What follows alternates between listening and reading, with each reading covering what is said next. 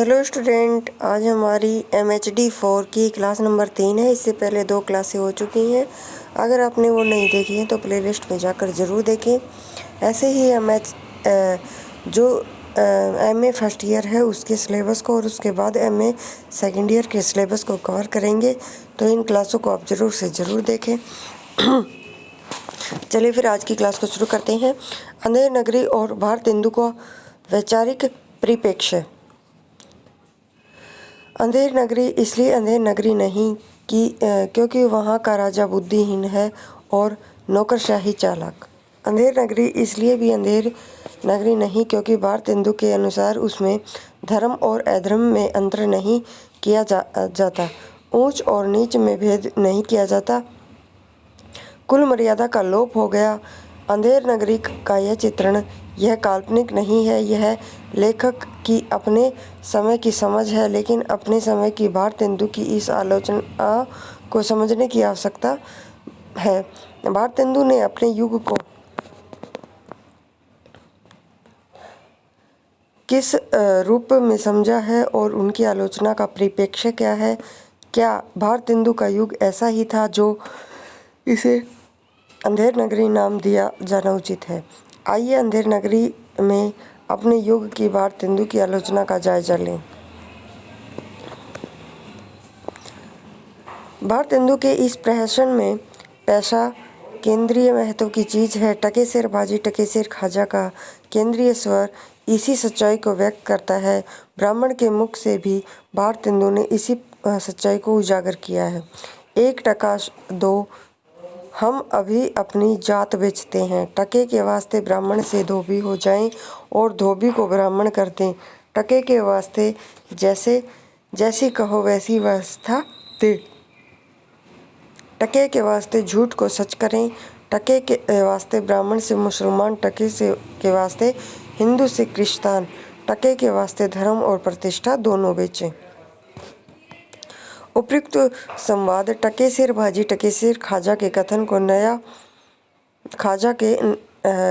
नया अर्थ देता है। अब मतलब सभी वस्तुओं के एक दाम से नहीं, वरन हर चीज़ बेची और खरीदी जा सकती है, इससे है। यह विशेषता युग के बदलने की सूचक है और पूर्व से भिन्नता को दर्शाने वाली केंद्रीय विशेषता। पैसे के इस महत्व ने समाज के पूर्व विद्यमान मूल्य व्यवस्था को छिन्न भिन्न कर दिया है। अंग्रेजों ने जो राज्य व्यवस्था कायम की है, उस नई व्यवस्था की केंद्रीय पहचान भारत में सामंतशाही पहले विद्यमान थी। उसमें धर्म, जाति, लिंग आदि के आधार पर समाज के मनुष्य की प्रतिष्ठा थी, लेकिन अब प्रतिष्ठा का यह आधार समाप्त हो रहा है। इसका स्थान पूंजी या पैसे ने ले लिया है, लेकिन पूंजी के वर्चस्व के इस युग में धर्म, जाति, लिंग के भेद समाप्त हो रहे हैं। सभी मनुष्य बराबर हैं, उनमें भेदभाव किया जाना अनुचित है। यह विचार तेजी से फैल रहा था।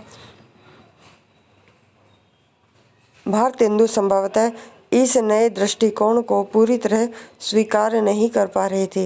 यही कारण है कि तीसरे दृश्य में महंत से कहलवाते हैं, श्वेत सेत सेब एक से, जहाँ कपूर कपास ऐसे देश कुदेश में, कबहू न कीजिए बांस कोकिल बायस एक सम, पंडित मूर्ख एक, इंद्रायण दाडिम विषय जहाँ न नेको विवेक। इन पंक्तियों से यह जाहिर होता है कि वे इस राज्य व्यवस्था की आलोचना इस बात को लेकर कर रहे हैं कि यहाँ विवेक के आधार पर मनुष्य में अंतर नहीं किया जा रहा, जहाँ मूर्ख और पंडित में, कोय और कोयल में अंतर करने का विवेक नहीं। ऐसी व्यवस्था जिसमें इस तरह का विवेक न हो, निश्चय ही कुव्यवस्था कहलाएगी। लेकिन इस विवेक का वैचारिक आधार क्या हो, यह सवाल उठना भी स्वाभाविक है। इसका उत्तर हमें प्रहसन के 5वें दृश्य में मिलता है। इस दृश्य की शुरुआत गोवर्धन दास के गीत से होती है। इस गीत की ये पंक्तियाँ द्रष्टव्य।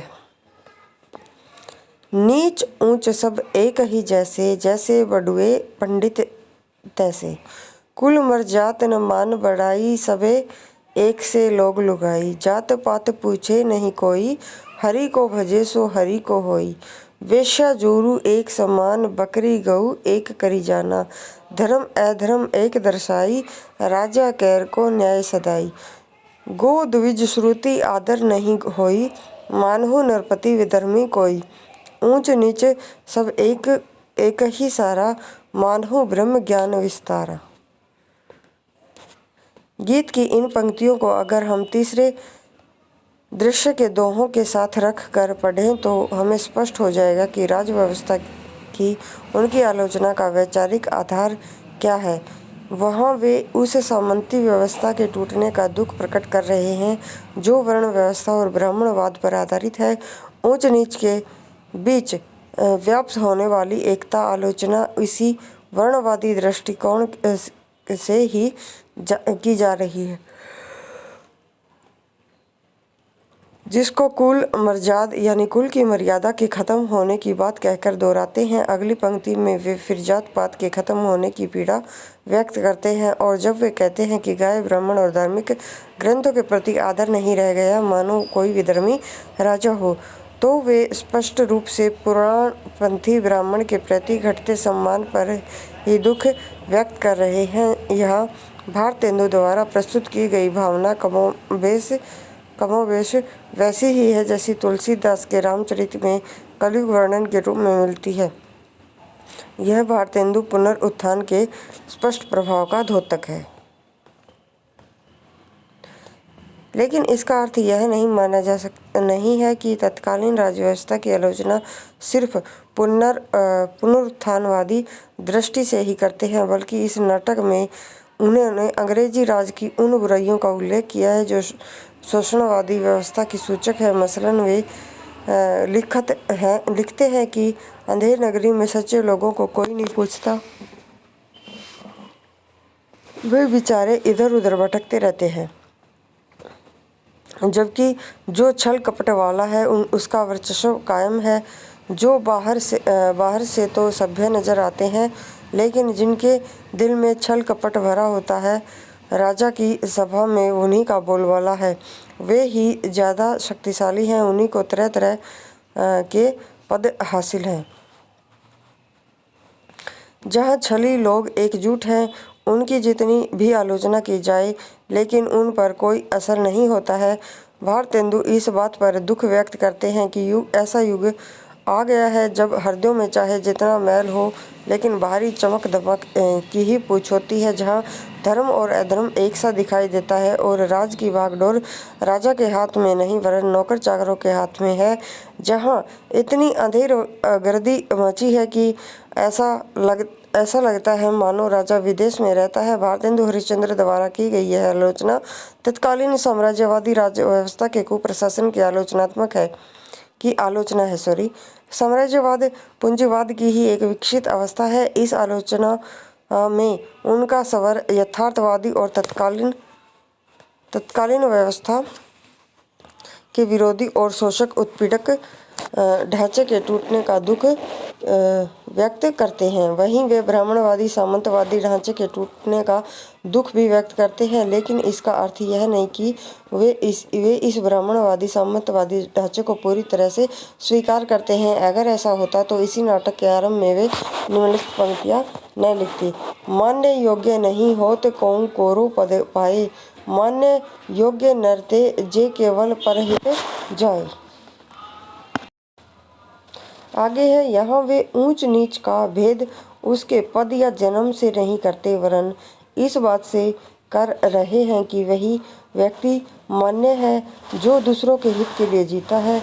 इसी तरह वे अपनी रचनाओं में पंडितों और कुकृत्यों की आलोचना भी करते हैं और जाति पाति से मुक्त होने की मांग भी करते हैं, लेकिन इन सब के बावजूद यह स्वीकारना होगा कि अंधेर नगरी में भारतेंदु के वैचारिक परिप्रेक्ष्य में अंतर्विरोध है और इस अंतर्विरोध को नकार कर भारतेंदु को आलोचनात्मक रूप से प्रगतिशील घोषित करना कहाँ तर्कसंगत है।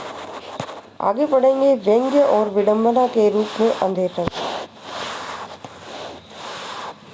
आपने इससे पहले यह जान लिया कि अंधेर नगरी प्रहसन होते हुए भी अपनी स्वउद्देश्यता, अपनी सामाजिक राजनीतिक चेतना के कारण बहुत तीखा व्यंग्यात्मक नाटक है।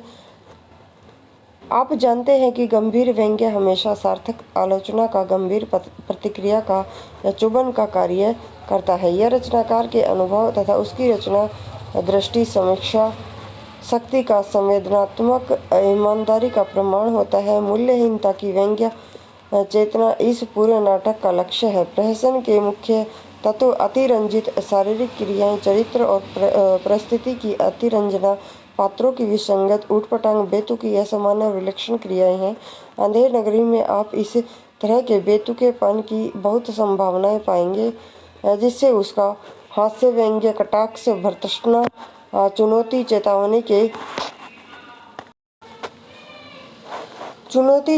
के स्वरों में निरंतर चला गया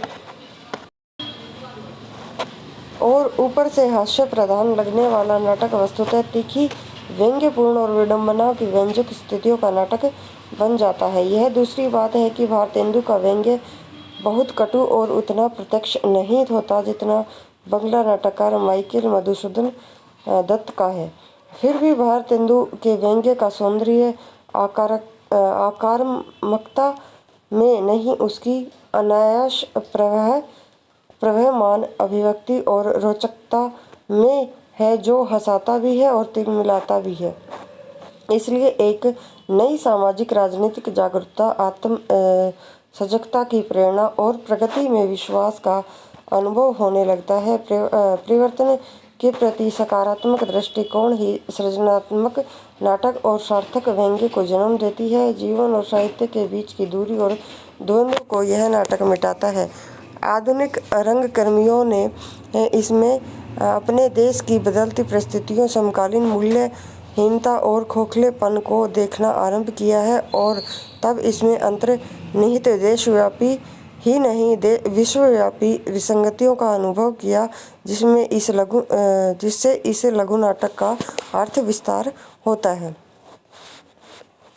आप देख चुके हैं कि इस नाटक के सामान्य से दिखने वाले कथानक में तत्कालीन राजनीतिक व्यवस्था की भ्रष्टाचारिता, सत्ता की मूढ़ता, विवेकहीनता, निरीह जनता को सताने और ठगने वाली प्रवृत्ति, युग की विकृति और विसंगति का चित्रण मिलता है। वैसे तो अंधेर नगरी का केंद्र बिंदु पैसे और धन का बढ़ता महत्व है, लेकिन नाटक का मूल स्वर इतना ही नहीं, बल्कि मूल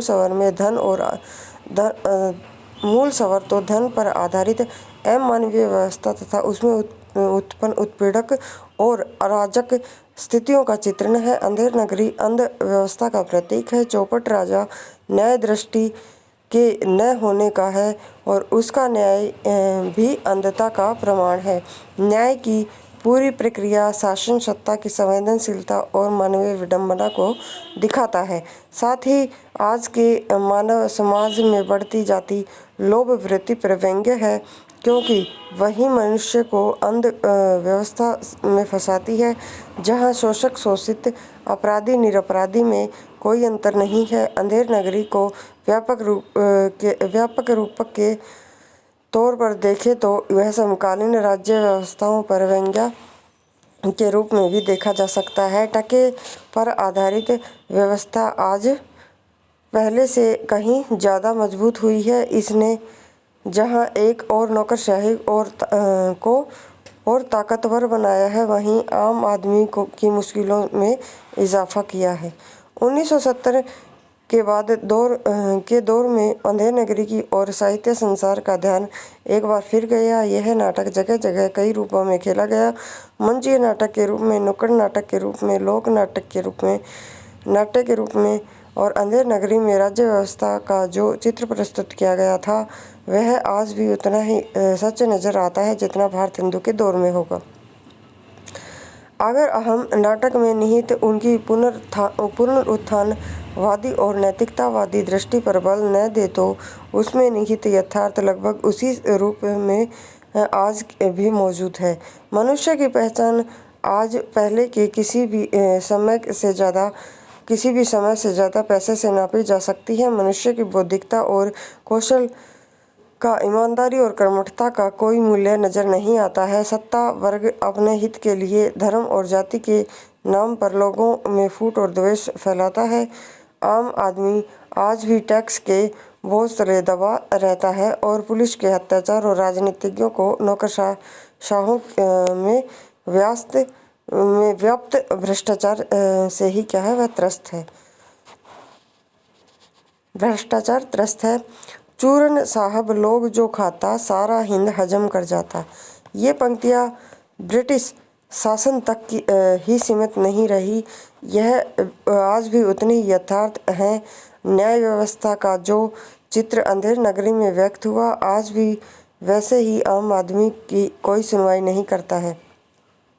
न्याय के नाम पर जो अन्याय करता है, उसके कदमों तले गरीब और असमर्थ पिस जाता है। उसकी फरियाद कोई सुनने वाला नहीं है। कानून के दांव पेच के आगे वह निरुपाय है। अंधेर नगरी आज भी न्याय व्यवस्था के आडंबर, आतंक और न्याय प्रक्रिया की जटिलता और अंधेपन को भी उजागर करता है।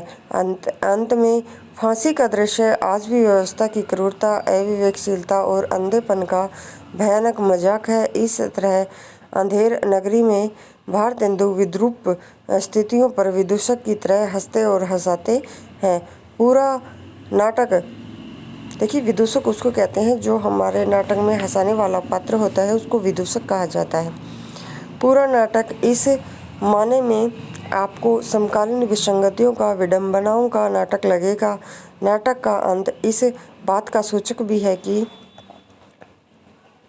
यह व्यवस्था अपने ही बनाए गए दुष्चक्र में समाप्त हो जाएगी, लेकिन नाटक के अंत में लोकतांत्रिक मूल्यों की जीत के रूप में देखना औचित्यपूर्ण नहीं लगता।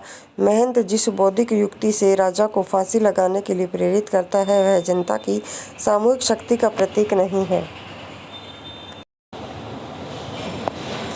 इसमें केवल इतना ही अर्थ निकलता है कि शासक वर्ग अपने ही बनाए जाल में फंसकर समाप्त हो सकता है।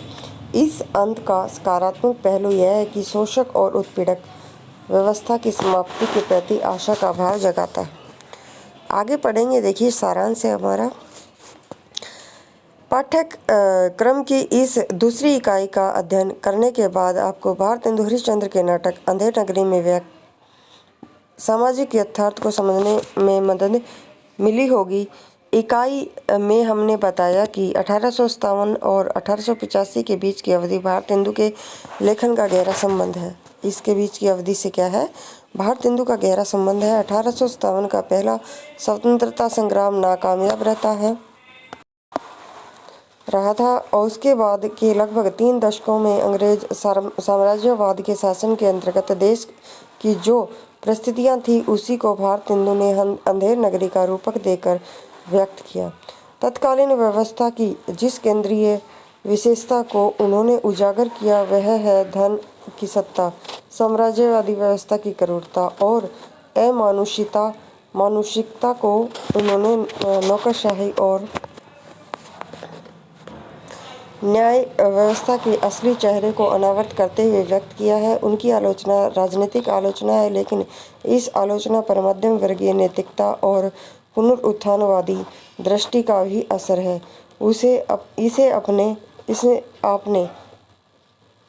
इसे आपने इकाई में की गई नाटक की व्याख्या से समझ लिया होगा। अंधेर नगरी समसामयिक संदर्भों का जीवंत नाटक है। इसका संबंध ब्रिटिश शासक वर्ग से ही नहीं है।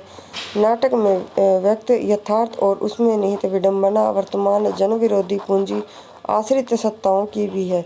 विश्व में निरंतर बढ़ती जाती मानव विरोधी प्रवृत्तियों और मूल्यों के संघर्ष से, सामाजिक और राजनीतिक चेतना से इसका संबंध नए नए अर्थ और व्यंजनाएं विकसित करता है। अंधेर नगरी के कथानक की जानकारी देकर आपको यह स्पष्ट बताया जा चुका है कि इस नाटक में व्यक्त यथार्थ सीमित नहीं है, यह व्यापक चेतना और गतिशील यथार्थ का नाटक है। भारतेंदु के इस नाटक में उनकी राजनीतिक सामाजिक दृष्टि का भी इकाई में विश्लेषण किया गया है। अंधेर नगरी में उनकी राजनीतिक दृष्टि व्यक्त हुई है, लेकिन इस राजनीतिक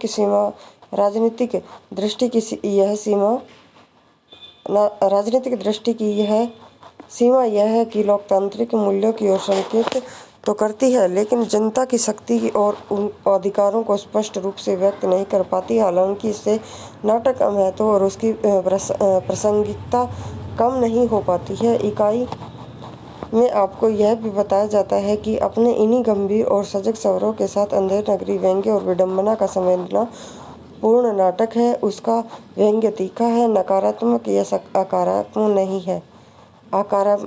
आक्रामक नहीं है।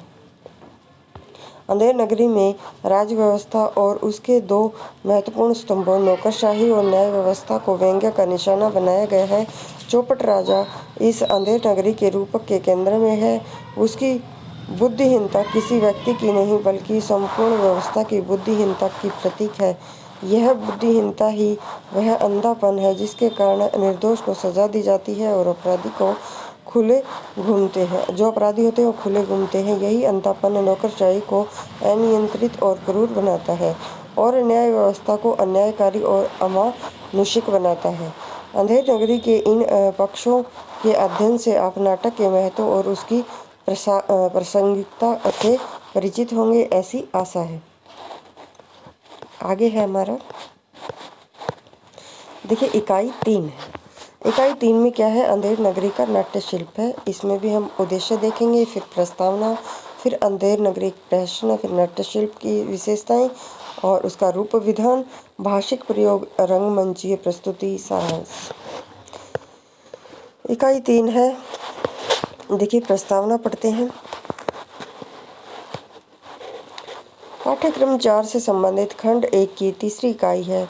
इस खंड की इस अंतिम इकाई में आपके लिए यह जानना जरूरी है कि इस लघु क्लेवर के नाटक अंधेर नगरी के नाट्य शिल्प की विशेषताएं जो इसे एक साथ इतने सूक्ष्म और व्यापक संदर्भों का सार्वभौमिक नाटक बनाती हैं।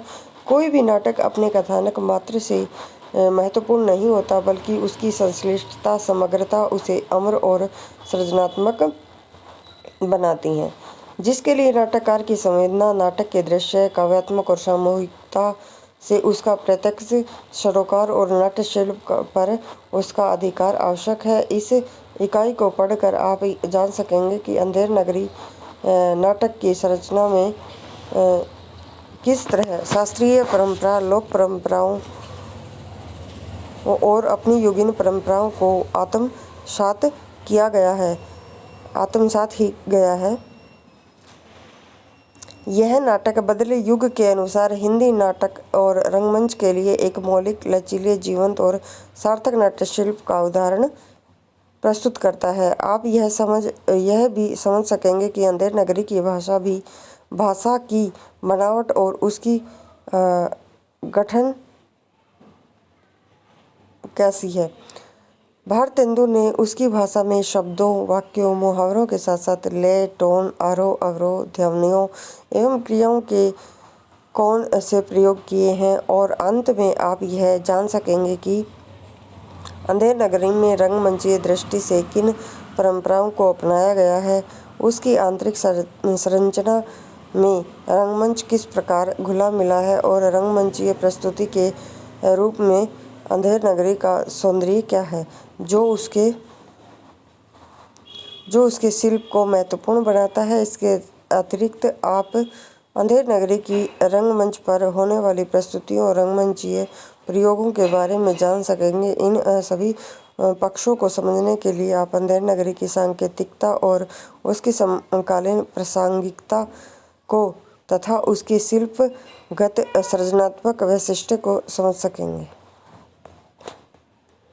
आगे देखिए, अंधेर नगरी एक प्रहसन के रूप में है।